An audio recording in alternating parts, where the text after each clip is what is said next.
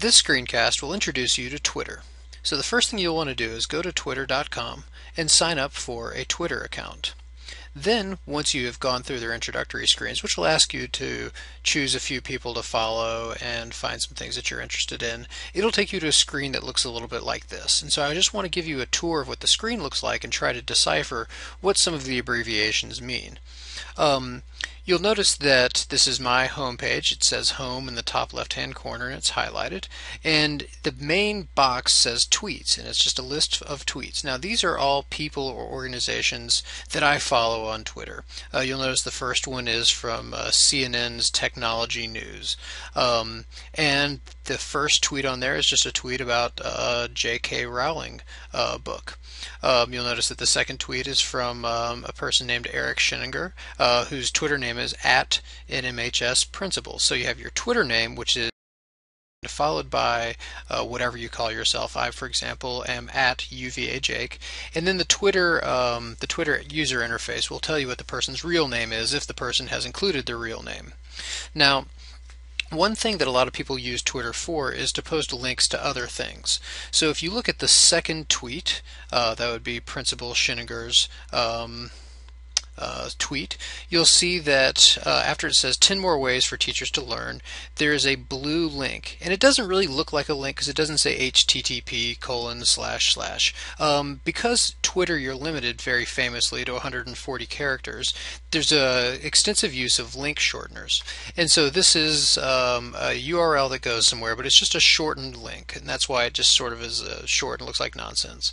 But that's what you'll see in a lot of tweets, or people just tweeting out links to something. You'll notice in the first tweet, also in the second and third tweet, that there's a hashtag there. Now the hashtag is the thing that has the pound sign or the number sign followed by some letters and numbers. These are ways to organize Twitter, and there's nothing official about it. If you are going to put in a tweet, you just simply decide if you want to put a hashtag on it.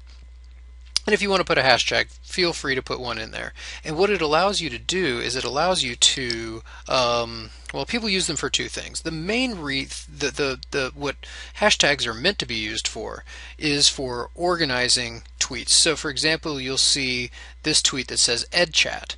If I click on the EdChat button, what you'll find is that Twitter will pull up every tweet that says EdChat on it, and EdChat is a hashtag that's used by a lot of people who want to discuss education on Twitter. So notice that we do have our tweet here, that's the second tweet, but then also as I scroll down, what you'll see is that there's a lot of other folks on here, some I follow, some I've never even heard of, who are using the hashtag EdChat. And hashtags are usually something that happen organically, although increasingly more you'll see organizations trying to put out hashtags so that folks use them. So it's becoming a little bit more of a top-down thing. But for the most part, hashtags are things that arise organically. And notice since I just clicked on EdChat, 20 new tweets have come in using that hashtag. So if you want to follow the conversation of a bunch of educators talking about education on Twitter, you can certainly just do a search for EdTech or EdChat, and you'll find a bunch of these tweets coming in. So let me go ahead and go back to my Twitter page. You can get it just by clicking on the home button, and again, this is where we were. It seems had a couple new chat tweets come in. So that is really what a hashtag is supposed to be used for. It's supposed to be used to organize conversations on Twitter.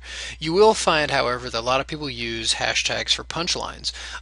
Twitter is an interesting forum, and you can really find some clever things out there, and a lot of folks have realized that you can sort of make jokes and have, for lack of a better term, your hashtags be your punchline. So you'll see that as well. Sometimes you'll click on a hashtag and there won't be any other tweets using that hashtag because simply someone's just using it to make a point in the tweet. One other notation that's important to point out to you, you notice in this tweet right here, it begins with RT. And RT stands for retweet. And so in this tweet what happened is that Will Richardson is retweeting what PHS Principal said in his or her tweet.